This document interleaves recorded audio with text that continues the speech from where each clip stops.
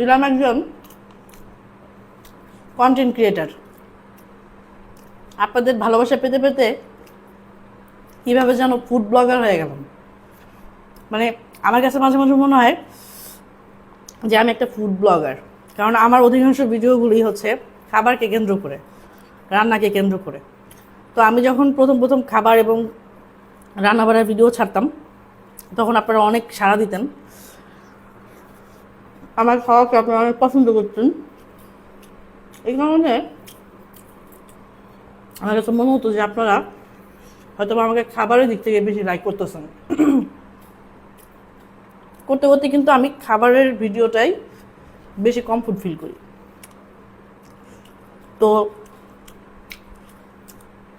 আস্তে আস্তে আমি কন্টেন্ট ক্রিয়েটার থেকে ফুড ব্লগার হয়ে যাই, কারণ খাবার হলেই একমাত্র আমার ভিডিও করতে মন চায়, আদারওয়াইজ অন্যান্য কিছু আমার ভিডিও করতে মন চায় না, ভালো লাগে। আর খাবারের ভিডিও করতে করতে এখন আমার খাবার খেতে অনেক ভালো লাগে, অনেক ভালো লাগে খাবার খেতে।